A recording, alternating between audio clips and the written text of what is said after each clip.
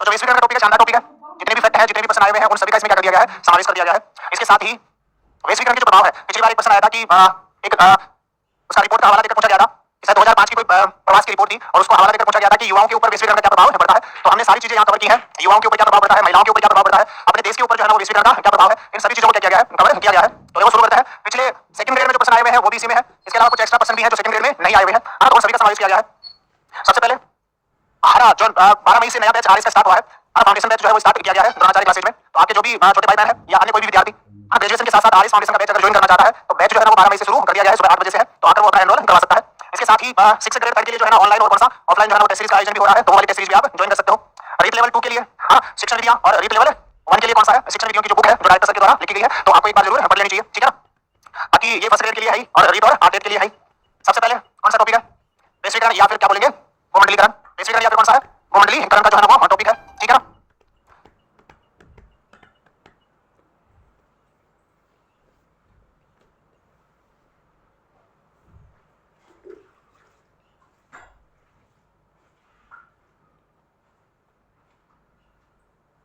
यहाँ से वैश्वीकरण की क्या शुरू है, परिभाषा है ना। वैश्वीकरण बोल दो या फिर कौन सा बोल दो, गोमंडलीकरण बोल दो या फिर ग्लोबलाइजेशन बोल दीजिएगा, कौन सा बोल दीजिएगा, ग्लोबलाइजेशन बोल दीजिएगा, बात एक ही है, ठीक है। होता क्या है, परिभाषा क्या रखी है, देखो विश्व के विभिन्न देशों के मध्य परस्पर तीव्र जुड़ाव, संस्कृति विचारों का आदान प्रदान, जिसका लक्ष्य क्या है, व्यापार और व्यवसाय को विस्तृत करना है। वैश्वीकरण वो प्रक्रिया है जिसमें पूरा विश्व जो है ना वो आपस में क्या हो रहा है, जुड़ रहा है। जैसे जैसे विश्व आपस में जुड़ रहा है ना, पूंजी का, विचारों का, आपकी जो संस्कृति है, वस्तुएं एवं कौन है, सेवाएं हैं, श्रम जो है ना उसका बेरोक क्या हो रहा है, प्रवाह हो रहा है। मतलब विश्व के विभिन्न देशों के मध्य पूंजी का, विचारों का, संस्कृति का, सेवाओं का, वस्तुओं का, सबका क्या होना, प्रवाह होना ही क्या कहलाएगा, वैश्वीकरण कहलाएगा। बिना किसी रोक टोक के स्वतंत्र जो है ना, अगर मान लो आपके दिमाग में कोई विचार आया है तो वो विचार आप तक ही सीमित नहीं रहेगा, वो वैश्वीकरण के प्रभाव के कारण से पूरे विश्व में क्या हो जाएगा, फैल जाएगा। और वही कौन है, वैश्वीकरण है। वही कौन है, वैश्वीकरण है। देखो अर्थात वैश्वीकरण एक ऐसी प्रक्रिया है जिसके द्वारा वस्तुओं का, सेवाओं का, पूंजी का, विचारों का स्वतंत्र प्रवाह एक देश से दूसरे देश में होता है। वही कौन है, आपका वैश्वीकरण है ना। दूसरा ये कौन है, अब वैश्वीकरण में होगा क्या, देखो यहाँ से वस्तुओं एवं सेवाओं का प्रभाव हो रहा है बिना रोक टोक के, विचारों का प्रभाव होता है, पूंजी का प्रभाव होता है, प्रौद्योगिकी का प्रभाव होता है, सामाजिक एवं सांस्कृतिक जो मान्यताएं हैं उनका क्या होता है, प्रभाव होता है, प्रबंधन का प्रभाव होता है, उत्पादन एवं वितरण का प्रभाव होता है, श्रम का प्रभाव होता है, बिना किसी रोक टोक के, किसमें, वैश्वीकरण में। मतलब इन सभी का एक देश से दूसरे देश में क्या होना, प्रभाव होना ही क्या है, वैश्वीकरण है। बस इसमें थोड़ा सा ये ध्यान रखना, इसके ऊपर थोड़ा सा क्या है, मतलब ये पूरी तरह से क्या नहीं होगा, इसका प्रभाव नहीं होगा। श्रम में जो हाई स्किल्ड पर्सन है ना, मतलब जो आपके प्रौद्योगिकी से संबंधित है या टेक्नोलॉजी से संबंधित जो श्रम है उसी का क्या होगा, प्रभाव होगा। जैसे भारत के जो आईटी सेक्टर में काम करने वाले लोग हैं ना, विश्व के अलग अलग देशों में अपनी सेवाएं दे रहे हैं, हमारा साथ बुला रहे हैं, जिनके पास क्या नहीं है, स्किल नहीं है। अगर मान लो अमेरिका आज किसको अनुमति दे दे, श्रम के प्रभाव को पूर्ण अनुमति दे दे, तो बिना बुलाए भारतीय सारा का सारा पैसा खाला बेटा। तो हाई स्किल जो पर्सन है ना उसी का प्रभाव होगा, श्रम का प्रभाव तो होगा, लेकिन कौन से वाले का होगा, जो हाई स्किल पर्सन है ना उन्हीं का क्या होगा, प्रभाव होगा। तो इन सभी का प्रभाव होना क्या कराएगा, वैश्वीकरण कराएगा। टॉपिक थोड़ा सा लेंदी है, बड़ा फास्ट में चलूंगा। ऐसी प्रक्रिया जो आर्थिक, सांस्कृतिक और सामाजिक रूप से, सॉरी राजनीतिक रूप से इस विविधतापूर्ण समाज को एकल स्थान के रूप में बदलती है। मतलब वैश्वीकरण वो प्रक्रिया है। विश्व में बहुत सारे देश हैं, बहुत सारे देशों की संस्कृति अलग है, समाज भी अलग है, वहाँ की राजनीतिक व्यवस्था भी क्या है, अलग अलग है, आर्थिक व्यवस्था भी क्या है, अलग अलग है। वैश्वीकरण करता क्या है, इन अलग अलग जो राजनीतिक व्यवस्थाएं हैं, जो अलग अलग सामाजिक व्यवस्थाएं हैं, जो सांस्कृतिक व्यवस्थाएं हैं, जो आर्थिक व्यवस्थाएं हैं, उन सभी को क्या करता है, जोड़ने का काम करता है ना। नहीं करता क्या, मतलब पूरे विश्व को जो है ना एकल स्थान के रूप में बदल देता है, जहां सम्मान आर्थिक मान्यता वाले विचार होंगे, समान सांस्कृतिक या समान संस्कृति को मानने वाले लोग होंगे, समान राजनीतिक रूप को मानने वाले लोग होंगे। मतलब इन सभी को आपस में क्या कर रहा है, जोड़ रहा है। जबकि विश्व के अलग अलग देशों में सांस्कृतिक मान्यताएं अलग है, राजनीतिक मान्यताएं क्या है, भाई भारत में लोकतंत्र है, अपने चीन में चले जाओ वहां कौन है, साम्यवाद है या नहीं है। तो अलग अलग राजनीति क्या है, अलग व्यवस्थाएं है, अलग अलग संस्कृतियां हैं, अलग अलग सामाजिक जो मान्यताएं है ना, उन सभी को आपस में क्या करता है, जोड़ने का काम करता है। जो सबसे महत्वपूर्ण है ना, जो सबसे महत्वपूर्ण है, वैश्वीकरण शब्द किस सर्वप्रथम प्रयोग का श्रेय कनाडा का अर्थशास्त्री है, कौन सा वाला, थियोडोर लेविट। मतलब वैश्वीकरण जो शब्द है ये देने का श्रेय किसको जाता है, कनाडा के अर्थशास्त्री है, कौन सा, थियोडोर लेविट है। जबकि अगर आप यूट्यूब पर जाकर सर्च करोगे ना, बहुत सारे यूट्यूबर जो है ना एक रोबर्टसन हुए हैं, उन रोबर्टसन को क्या बता रहे हैं, वैश्वीकरण के जनक बता रहे हैं कि वो वैश्वीकरण शब्द उन्होंने सबसे पहले दिया है। और ये प्रश्न तो आपके पिछले सेकंड ग्रेड में पूछ भी लिया गया है। तो वैश्वीकरण शब्द का प्रयोग करने वाले कनाडा के कौन है, अर्थशास्त्री है, कौन से, कौन से है, थियोडोर लेविट है। इन्होंने 1983 में 1983 में प्रकाशित अपने लेख, और लेख का नाम क्या है, ग्लोबलाइजेशन ऑफ मार्केट्स में किसका प्रयोग किया है, वैश्वीकरण शब्द का प्रयोग किया है। तो ध्यान रख लीजिएगा। और ये प्रश्न ये रहा आपके सामने, कौन सा प्रश्न है, वैश्वीकरण शब्द किसने दिया। तो कौन से एग्जाम में आया भैया, जो 31 जुलाई 2023 को जो एग्जाम लगी थी उसी में आया था कि वैश्वीकरण शब्द किसने दिया है। तो कौन सा ऑप्शन आ गया भैया, थियोडोर लेविट, कनाडा के अर्थशास्त्री हैं, इनके द्वारा जो है ये दिया गया था, ठीक है ना। अरे यार क्या सिस्टम है ना।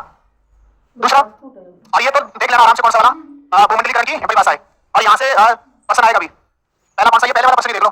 पहले जो विद्वान है उनका नाम क्या है, मैकलुहान। ये भी कनाडा के हैं, कहाँ के हैं, कनाडा के हैं, कौन, मैकलुहान। इन्होंने वैश्वीकरण को किसके नाम से संबोधित किया है, ग्लोबल विलेज के नाम से संबोधित किया है। सीधा प्रश्न आएगा, वैश्वीकरण को ग्लोबल विलेज के नाम से संबोधित करने वाले कौन है, मैकलुहान। कहाँ के हैं, कनाडा के। सीधा प्रश्न आएगा, मतलब वैश्विक ग्राम, वैश्वीकरण को वैश्विक ग्राम के नाम से संबोधित करने वाले कौन है, ठीक है, इंपॉर्टेंट है, ये ध्यान रख लेना। आगे प्रश्न आएगा फिर, कौन है एंथनी गेरिस है, इन्होंने क्या कहा है कि वैश्वीकरण के कारण से विश्वव्यापी सामाजिक संबंधों का क्या हो गया है, संगनीकरण हो गया है। मतलब विश्व के जितने भी सामाजिक संबंध हैं वो आपस में क्या हो गए हैं, संगठित हो गए हैं, क्योंकि स्वतंत्र रूप से विचारों का, संस्कृति का, वस्तुओं का, सेवाओं का, पूंजी का, है ना, वित्त का, प्रौद्योगिकी का, सबका क्या हो रहा है, प्रवाह हो रहा है। तो जो संबंध है वो बहुत ज्यादा क्या हो गए हैं, कॉन्क्रीट हो गए हैं।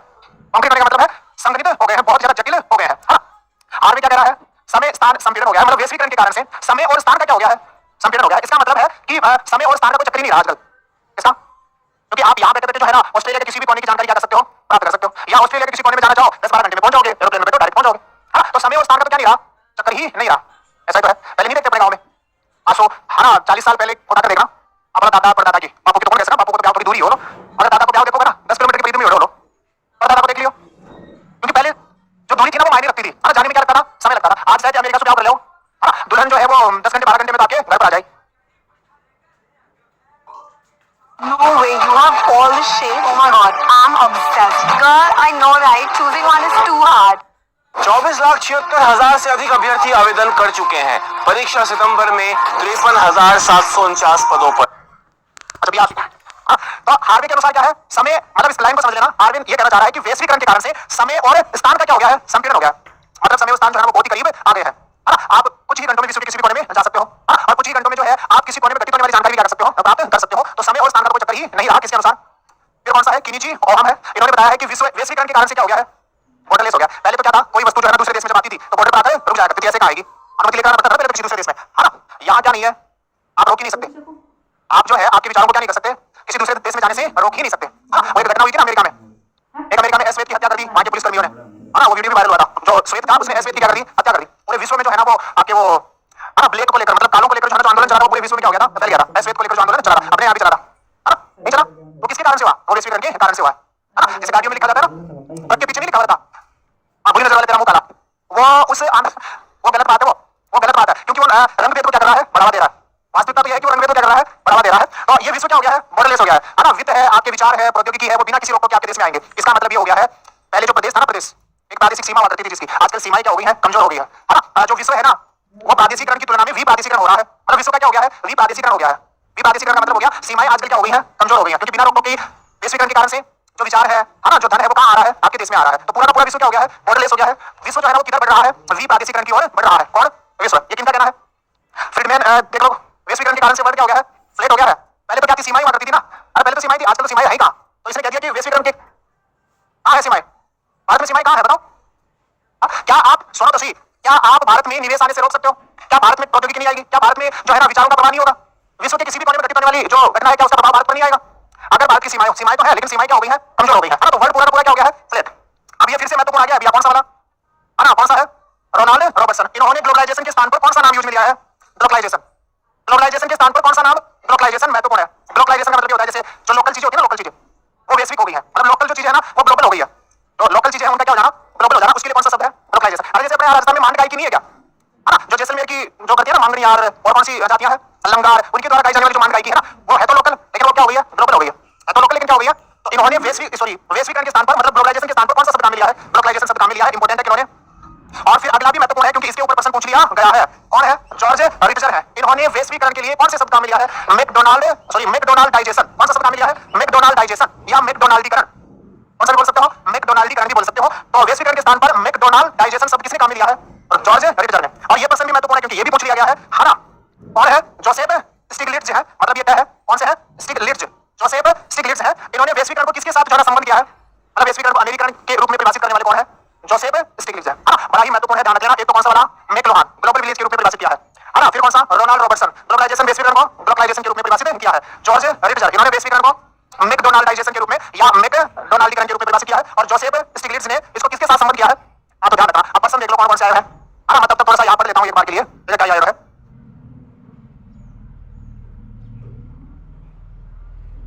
पढ़ो एक बार और देखो जो तेरे सामने लिखा है उसी पर पढ़ेगी और क्या पढ़ेगी, इसका आंसर कौन सा है, प्लीज कोई बताओ। इकोनॉमिक टॉपिक कहां से पढ़े हैं, मैं इस बता दे, मैं इसको रिप्लाई दे। हां, श्वेत आंदोलन, नेशनल मंडेला, उसकी बात नहीं हो रही है, अभी पिछले 4-5 साल पहले की बातें हैं ये, है ना, क्लास।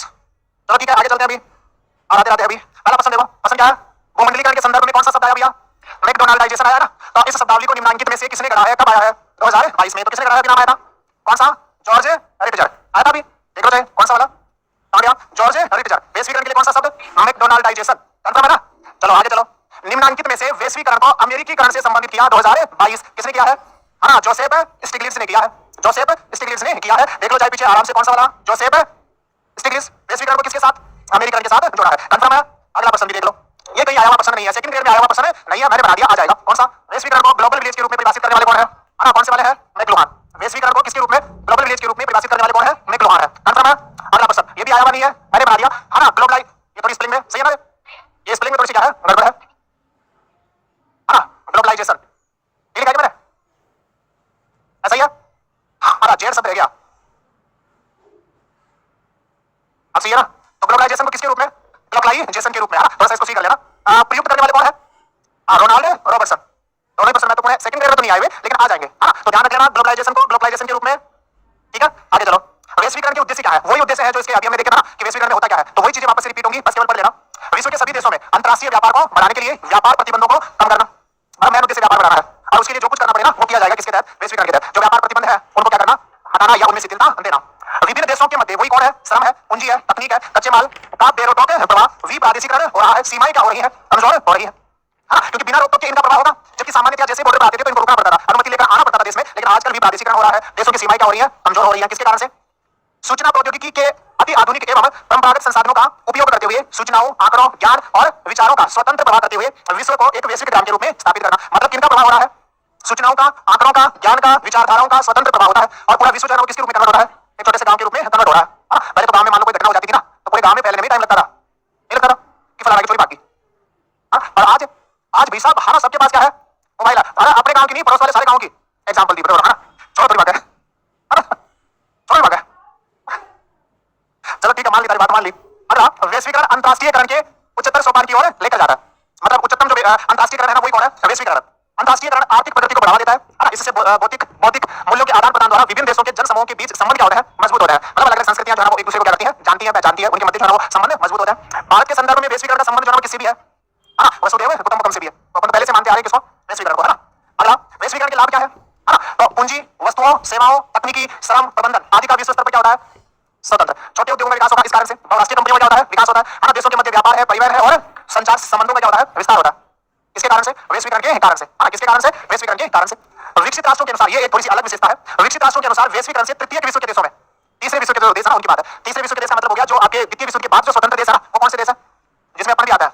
अपन कौन से क्या है? अपन तृतीय विश्व के क्या है? देश है। तो विकसित राष्ट्रों का ये मानना है कि जो तृतीय विश्व के देश है ना, वहां से निर्धनता, बेरोजगारी, कुपोषण, शिक्षा जैसी समस्याओं के निराकरण में क्या मिली है? सहायता मिली है। बात सही भी है, ये गलत बात है नहीं है। वैश्वीकरण के कारण से जो विकासशील राष्ट्र है, जो अविकसित राष्ट्र है, वहां से गरीबी भी कम हुई है, बेरोजगारी भी कम हुई है, कुपोषण भी कम हुआ है, शिक्षा की जो समस्याएं है ना वो क्या हुई है? कम हुई है। किसके कारण से? वैश्वीकरण के कारण से। प्रत्यक्ष विदेशी निवेश जो है ना वो बढ़ रहा है, लेकिन सबसे ज्यादा बड़ा होगा भारत में आया था कुछ सालों पहले, तो है ना, टॉप में आ रहा है भारत। इंटरनेट, कंप्यूटर के माध्यम से विश्व के किसी भी भाग में उच्च तकनीकी ज्ञान को घर बैठे क्या कर सकते हो? आप में से कोई है जो हार्वर्ड यूनिवर्सिटी से पढ़ना चाह रहा है? अगर आपको लग रहा है मैं तो हार्वर्ड यूनिवर्सिटी से पढ़ना चाह रहा हूं, तो ऑनलाइन पढ़ क्या दिक्कत आ रही है? और कैम्ब्रिज से अगर मान लो पढ़ना चाह रहा है तो कैम्ब्रिज से पढ़, किसने मना किया?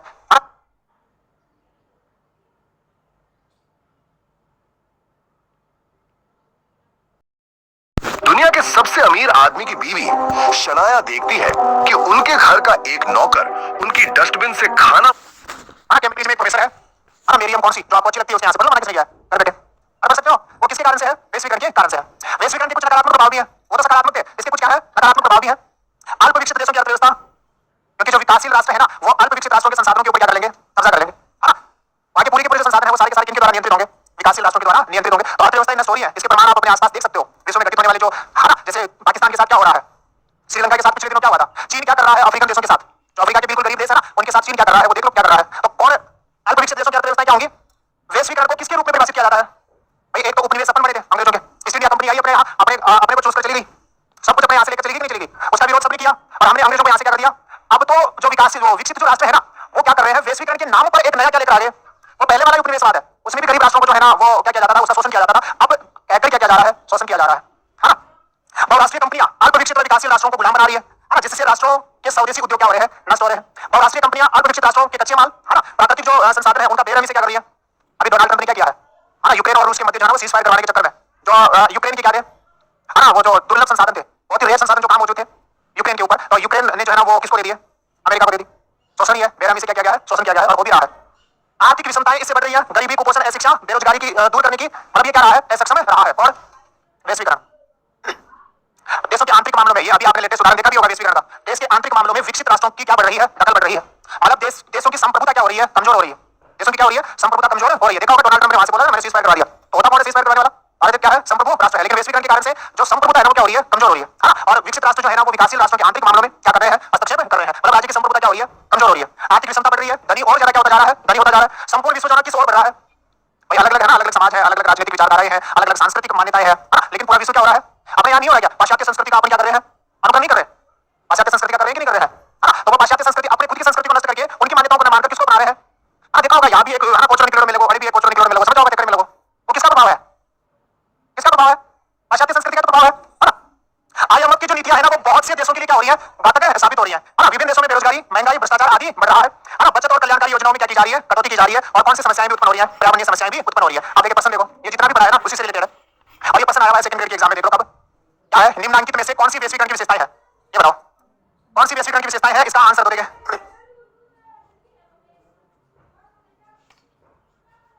कौन सा आंसर आएगा, हाँ अरे बताओ कौन सा आंसर आएगा, मेरा वाला चल ही नहीं रहा।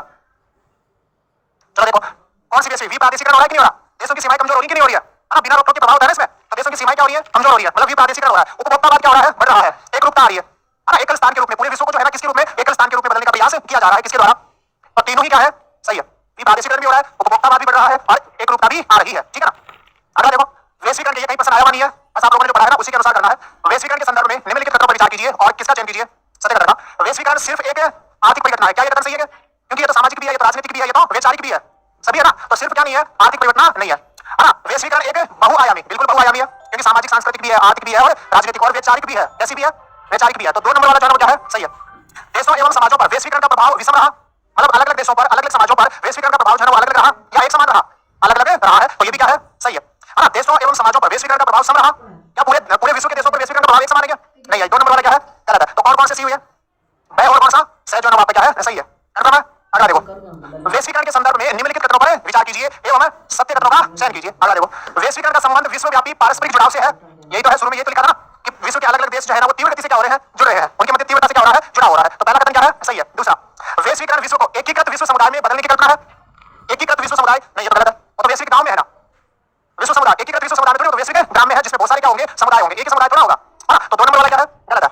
वैश्वीकरण विश्व को है ना भूमंडलीय ग्राम में बदलने की क्या है, कल्पना है, तो ये क्या है, किसने बोला है, ये किसने बोला है, अमित गोयल ने बोला है ना। चलो ठीक। और वैश्वीकरण का जन्म जो है यूएसए में हुआ है, क्या ये सही है कि वैश्वीकरण का जन्म, ये भी क्या है, गलत है। वैश्वीकरण का जन्म किसी एक देश में नहीं हुआ है, वैश्वीकरण का जन्म क्या नहीं हुआ, किसी एक देश में नहीं हुआ है। तो कौन सा आंसर सही हुआ, मतलब पहले वाला क्या हो गया, सही हो गया।